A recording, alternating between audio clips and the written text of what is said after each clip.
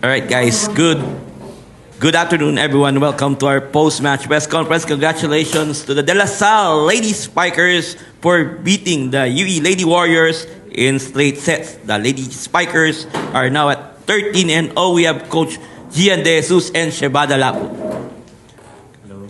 Congratulations for this victory, Coach Gian. So, earlier, nagamit niyo yung mga ibang players like sina Mikey, sina Nicole, and others. So, your thoughts about yung pinakita ng other players nyo para syempre bigyan more time to rest yung mga starters nyo. Maganda naman yung pinakita ng mga second stringers namin. Siguro ito na rin yung pinaghahandaan nila. Sabi nga ni Coach, ito na siguro yung time para bigyan sila ng pagkakataon na ipakita yung talent nila. And ayun, nung third set, gumana naman. Masigla naman yung pinakita nila and then na-convert naman sa panalo. Thank you so much. So, Shebs, 10 of 20 attacks, 1 block, 1 service ace, and 4 digs. So, how happy are you with the performance like Nicole, like Mikey, and Ella, and others? Of course, I'm super happy. Like Coach said, they were given this opportunity to thrive and to show what they've been working so hard in training for. So I'm so happy about the girls. And you could see on the court that they were enjoying themselves, that they were enjoying that they were able to be used. So I hope this gives them that little bit of confidence, especially as we end round 2. Thank you very much. Okay, the floor is open for questions. Coach, at this point, with the number 1 seed locked in, is it parang may pressure ba to complete the sweep, or how are you approaching that final game, especially against the defending champion? Siguro hindi naman mawawala yung pressure pagdating sa amin. Siyempre, nandun yung pressure na kailangan manalo. Pero lagi naman pinapaalalahanan ni Coach na score lang yan, number lang yan. So, kailangan mag-focus pa rin kung ano na nasa harapan mo, which is yung NU. Ngayon, 1 game at a time na ngayon.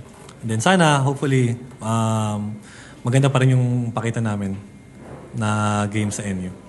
Shebada, for you, how is the team, from a player standpoint, approaching the record and that unbeaten streak, especially going on?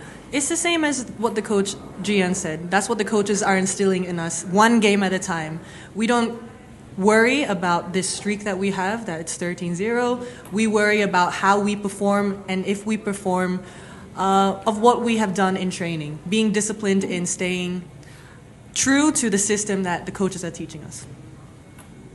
Coach, after that first round win against NU, nung first round, ano na nung paparin yung lessons from that encounter na dadalhin nyo sa second round to hopefully complete the elimination round sweep and finals for them?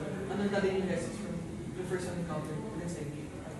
Anong gagawin namin? Anong dadalhin yung lessons? Lesson? Siguro ano lang, maging tiwala lang din palagi sa sarili. And then, wala naman kami ibang kalaban kundi yung sarili lang din namin eh. Ilang yung kailangan nilang maintindihan. Yung kalaban, gagalaw sila kung ano yung sistema nila. And then sa amin, yun lang din naman. Basta sarili lang namin intindihin namin. And to Shebana, in that first round win against NU, you mentioned that you guys had a chip on your shoulder given that losing seat you had to NU. Will that same chip on your shoulder still be there come the second round given that an elimination round sweep is on the line in the final spurt as well? Of course, in every game that we come into it with the aggressiveness that we want to win. No matter what, we go in there with the same mindset of whoever this team is, we will do our best to play our game, like Coach says, focusing on our Cyrille and staying true to the Lady Spikers way. That's it. Coach Gian, just take us along from the sidelines like this season with Coach Ramil, like also yung last 2 seasons medyo challenging for La Salle. Just take us through how like he really worked in and the rest of the coaches to kumbaga iangat ulit yung La Salle this season. The work of the players and also yung work from your this coaches. Siguro yung walang sawang disiplina lang siguro na ginagawa ni Coach pagdating sa mga player. Yun lang talaga yung sabi ko, hindi matatawaran pagdating sa kay Coach Ramil. Yung walang sawang disiplina, yun lang. Wala nang iba. And for Shebana, just what would it mean if you were to finish elimination round strong and completely sweep?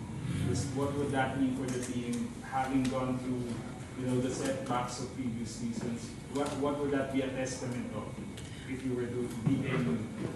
It's the testament of our discipline, really. Discipline is the one word that I will keep saying throughout this entire season, because that's what you see in our team right now. That we're staying disciplined to the system that we have, staying disciplined to ourselves and working hard. And that's what this round 2, round 1, everything, this whole season is a testament of our discipline. And we will see how far we go with that. Congratulations, Coach Gian and Chefs. Thank you very much. Thank you, Papa.